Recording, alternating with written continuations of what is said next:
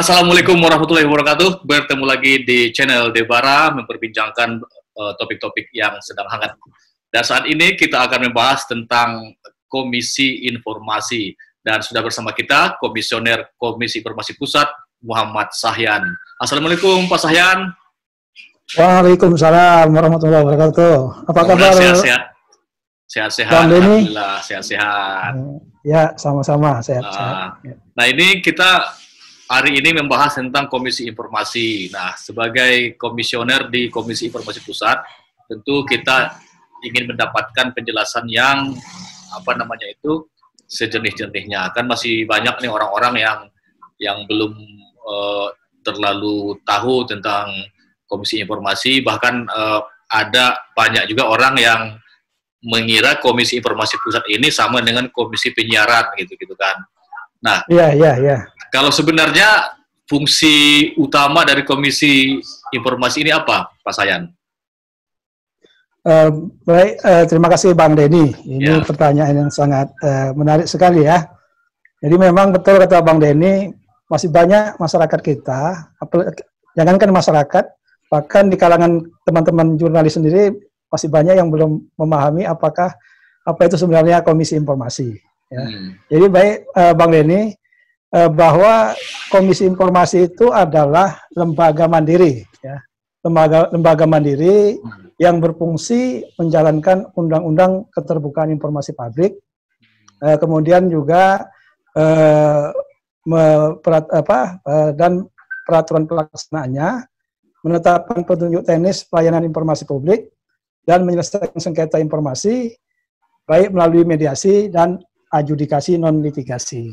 Jadi, salah satu tugasnya adalah menerima, memeriksa, dan memutus sengketa informasi publik yang diminta oleh masyarakat ke badan publik. Jadi, itu salah satu tugas daripada Komisi Informasi. Komisi Informasi itu ada di pusat, dan ada juga di provinsi dan kabupaten kota. Ya, jadi untuk di pusat sendiri jumlah komisioner Komisi Informasi itu ada sebanyak 7 orang. Ya, jadi dari 7 orang itu sebagian itu perwakilan dari masyarakat dan ada juga dari perwakilan pemerintah. Sedangkan untuk provinsi kabupaten kota jumlah komisioner itu ada 5 orang. Ya, jadi dari 34 provinsi yang ada di Indonesia, itu 33 provinsi sudah membentuk Komisi Informasi. Jadi tinggal satu lagi provinsi, Bang Denny, yang belum membentuk Komisi Informasi. Provinsi yang belum membentuk Komisi Informasi itu adalah Provinsi Maluku Utara. Jadi Maluku Utara itu sampai sekarang ini mereka belum memiliki Komisi Informasi. Tapi proses penjaringan komisionernya sebenarnya sudah sampai ke DPR. Jadi tinggal saja DPR yang belum melakukan fit and proper test terhadap calon anggota Komisi Informasi Provinsi Maluku Utara. Dan harapan kita memang dalam waktu dekat ini proses fit and proper test di DPR itu bisa dilakukan segera. Iya. Nah, tadi kan terkait sengketa informasi tadi. Ya, yang dimaksud dengan sengketa ini apa? Apakah masyarakat yang seperti apa yang bisa mengajukan sengketanya ke KI?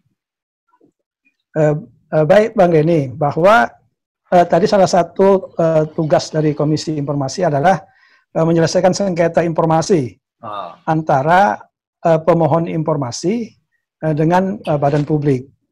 Jadi saya contohkan begini. Ketika umpamanya ada masyarakat yang menginginkan sebuah informasi dari badan publik dan badan publik itu tidak memberikan informasi yang diminta oleh masyarakat, maka masyarakat itu bisa mensengketakan informasi itu ke Komisi Informasi. Jadi kalau dia badan publik tingkat pusat, maka masyarakat itu memintakan penyelesaian sengketanya ke Komisi Informasi Pusat. Tapi kalau dia badan publik provinsi, maka dia bisa menyengketakannya ke Komisi Informasi Provinsi. Artinya ini semangatnya adalah keterbukaan informasi publik menuju pemerintahan yang terbuka itu ya, good governance itu berarti ya? Iya. Nah, jadi begini, saya jelaskan dulu sedikit bahwa salah satu hakikat daripada Undang-Undang Keterbukaan Informasi Publik itu adalah yang pertama bahwa undang-undang ini mewajibkan kepada setiap badan publik, ya, setiap badan publik untuk meningkatkan pelayanan informasi publik dan membuka akses informasi kepada publik, terutama informasi yang sifatnya informasi terbuka.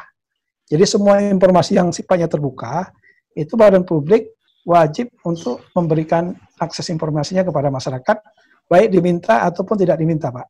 Iya, iya. Jadi apabila ada masyarakat ingin meminta, maka tidak ada alasan bagi badan publik untuk tidak memberikan informasi itu. Ya.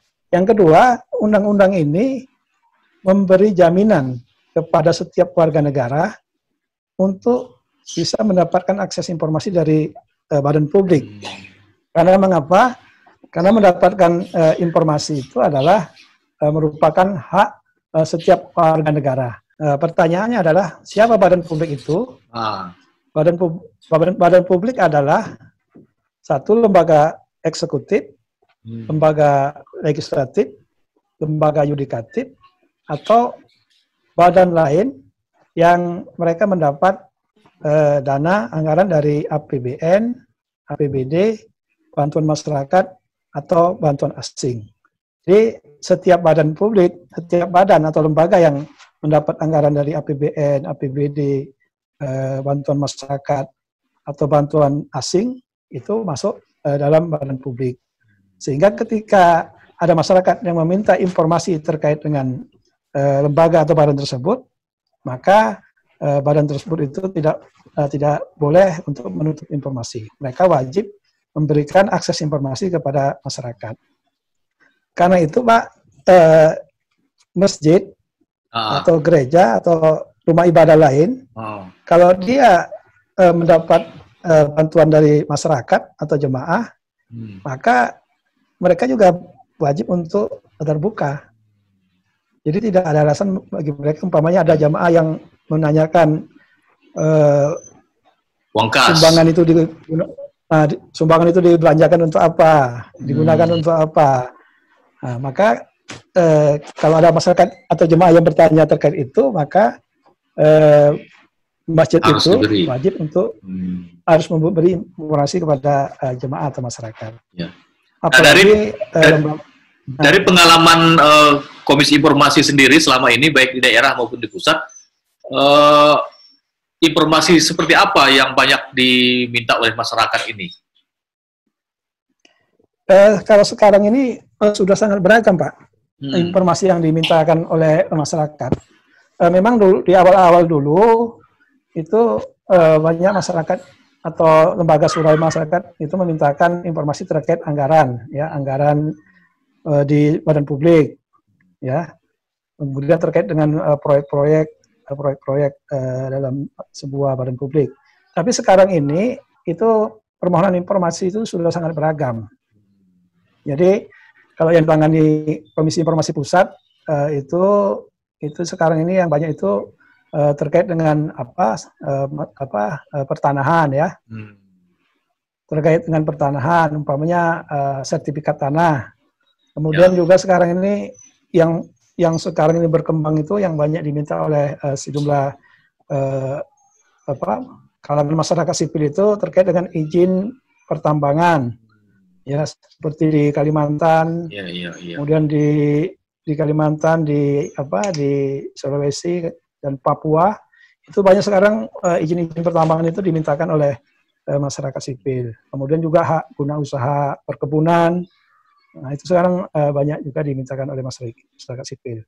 Bahkan sekarang ini juga di perguruan tinggi juga sudah banyak masyarakat yang memintakan informasi, Pak. Seperti kasus yang baru-baru ini kami tangani itu, ada juga perwakilan dari orang tua mahasiswa itu memintakan informasi terkait dengan anggaran pendidikan. Jadi mereka bayar uang kuliah, ada yang menanyakan kemana uang kuliah itu dibelanjakan. untuk pembangunan apa dan sebagainya. Bahkan Artinya, terakhir kemarin juga kita artinya setiap informasi yang diminta oleh masyarakat itu tidak perlu ditanya ya apa tujuan masyarakatnya untuk meminta itu ya, tidak perlu ya. Kalau di Undang-Undang KIP memang setiap pemohon informasi itu harus menyebutkan alasan permohonan. Alasan Pak. permohonannya ya. Iya, jadi nggak bisa juga minta-minta gitu aja berarti ya, harus ada tujuannya juga berarti ya.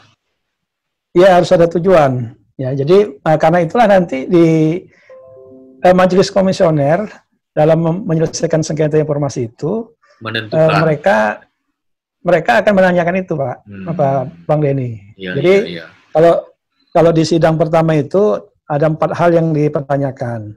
Yang pertama yang dipertanyakan itu adalah legal standing pemohon, ya, apakah pemohonnya itu memiliki legal standing, apakah punya bisa menunjukkan KTP-nya, kemudian kalau dia atas nama lembaga yang lembaga pemohon itu harus sudah terdaftar di Kementerian Hukum dan HAM, ya, itu nanti dipertanyakan.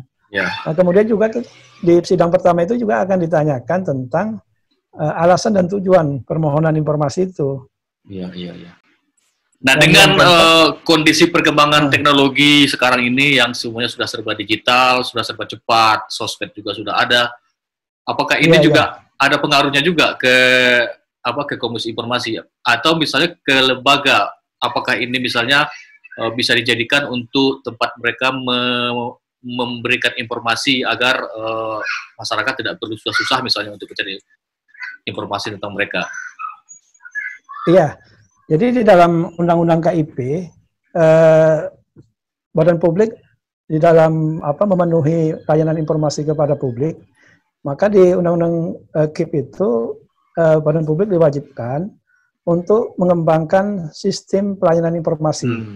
Ya, jadi sistem pelayanan informasi itu salah satunya adalah kalau sekarang ini harus menggunakan digital ya, internet dan lain sebagainya. Bahkan kita kemarin ketika di masa pandemi kemarin, Komisi Informasi Pusat itu mengeluarkan surat edaran, yang salah satunya adalah mendorong atau meminta kepada Badan Publik di masa pandemi agar mereka memberikan pelayanan informasi itu secara daring. Ya. Jadi tidak ada alasan walaupun ada di masa pandemi Badan Publik tidak memberikan layanan informasi kepada publik. Jadi salah satu yang kita minta itu adalah mereka menyiapkan pelayanan informasi secara daring. Begitu juga Pak di persidangan kita. Jadi Komisi Informasi di masa pandemi ini kita melakukan persidangan itu secara daring, secara virtual, ya. Jadi itulah salah satu upaya kita agar pelayanan masyarakat untuk mendapatkan akses informasi itu bisa terpenuhi. Jadi meskipun mereka tidak bisa hadir di persidangan, kita siapkan layanan digital itu sidang secara elektronik. Artinya sebenarnya jika semua instansi atau lembaga publik ini melaksanakan mengumumkan semua informasi melalui sosmed, artinya sebetulnya tidak perlu lagi ada sengketa sebenarnya kalau semua sudah terbuka ya. Ya mestinya begitu. Jadi kan ada kewajiban Badan Publik itu. Yang pertama mereka harus mengumumkan informasi yang sifatnya tersedia setiap saat. Kemudian informasi yang sifatnya berkala. Kemudian yang ketiga, mereka wajib juga mengumumkan informasi yang sifatnya serta-merta. Jadi mestinya tanpa diminta, sudah ada ya. Harus menyiapkan atau mengumumkannya di website mereka masing-masing. Seperti contoh ini Pak, ketika ada pandemi seperti sekarang ini, itu pemerintah tanpa diminta harus mengumumkan kepada masyarakat apa itu bahaya daripada virus corona, apa upaya yang harus dilakukan oleh masyarakat. Nah, terus daerah-daerah mana yang yang menjadi zona merah, terus zona hitam, zona hijau. Nah, itu tanpa diminta itu badan publik atau pemerintah itu wajib menyampaikan informasinya kepada masyarakat. Sehingga dengan demikian dampak dari corona ini bisa setidaknya ditekan gitu atau dihindari oleh publik. Saya contohkan seperti ini, Pak. Ketika tsunami di Aceh tahun 2004 yang lalu itu mengapa jumlah korban bisa begitu banyak sampai mencapai ratusan ribu orang gitu kan? Salah satu sebabnya adalah karena pemerintah ketika itu kan tidak mengumumkan tentang bahaya tsunami gitu ya. Nah, sehingga dengan tidak adanya informasi itu masyarakat menjadi korban yang jumlahnya sampai ratusan.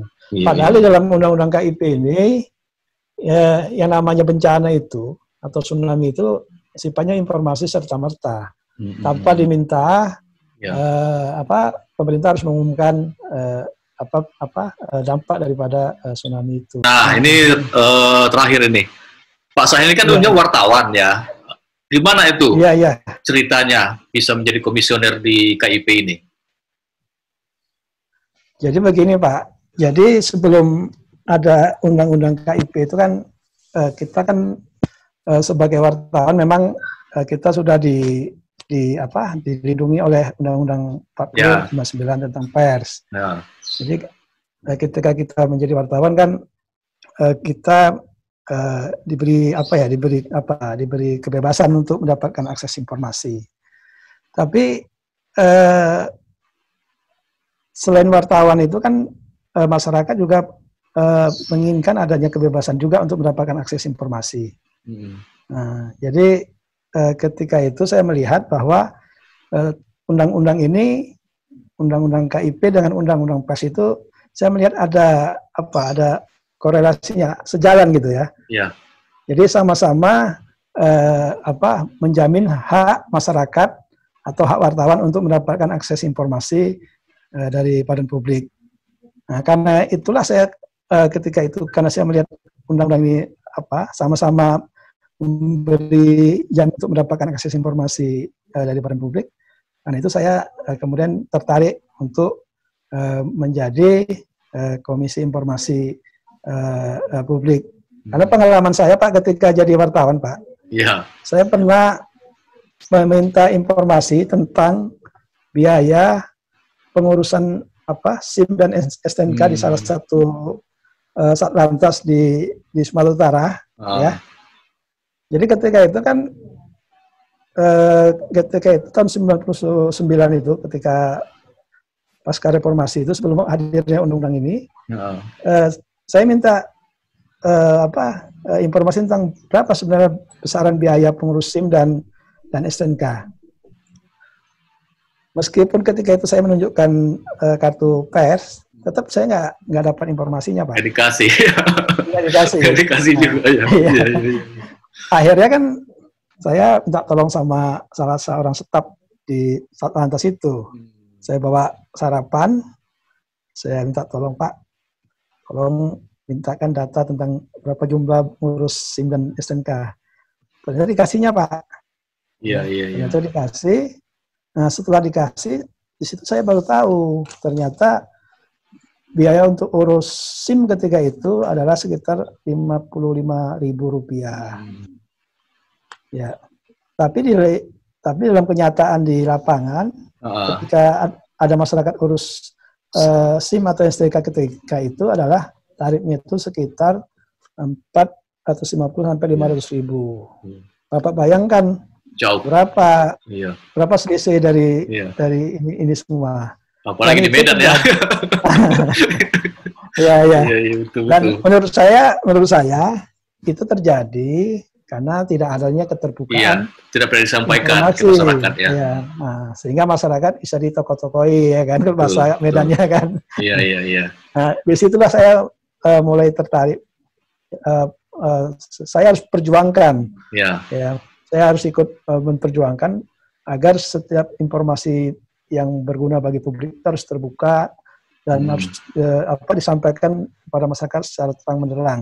Ya. Sehingga dengan informasi itu diketahui masyarakat, peluang badan publik untuk melakukan penipuan kepada masyarakat ini bisa dihindari. Ya. Nah, karena itulah saya mencoba waktu itu Pak ikut seleksi di Sumut awalnya ya, di Sumatera Utara. Sumatera Utara dua periode.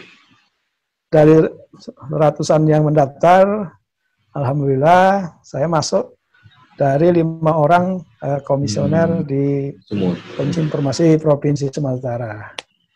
Dan setelah di Provinsi Sumatera Utara, habis masa periodenya, saya coba ikut di Komisi Informasi Pusat. Ya. Dan alhamdulillah saya juga diterima, tapi waktu itu saya di urutan ke-8, Pak. Berarti cadangan pertama ya? Ya, cadangan pertama. Iya.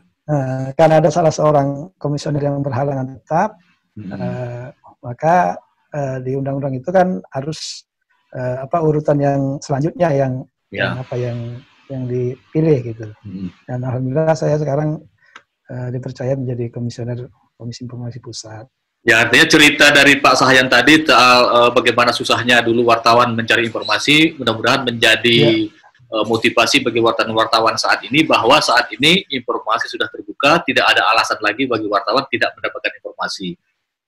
Kalau mau mencari berita, kalau tidak dikasih, lapor ke KI ya. Jadi undang-undang ini selain menjamin hak masyarakat untuk mendapatkan akses informasi, wartawan juga bisa menggunakan undang-undang ini untuk mendapatkan informasi, Pak.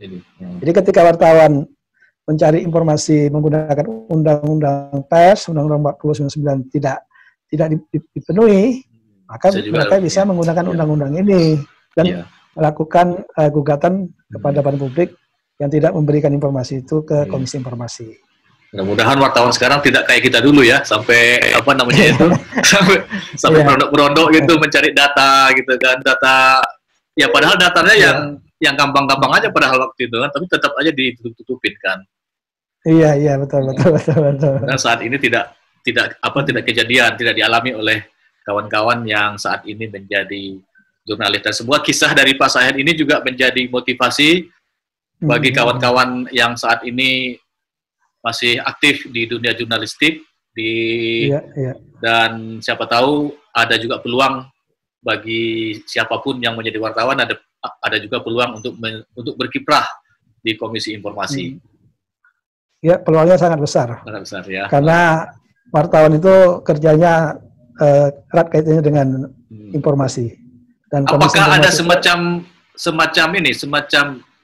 harus ada wartawan gitu ya? Enggak. Enggak, Pak. Enggak ya. Jadi di Komisi Informasi ini, kalau dalam undang-undang itu ada 2 aja, perwakilan masyarakat dan perwakilan pemerintah.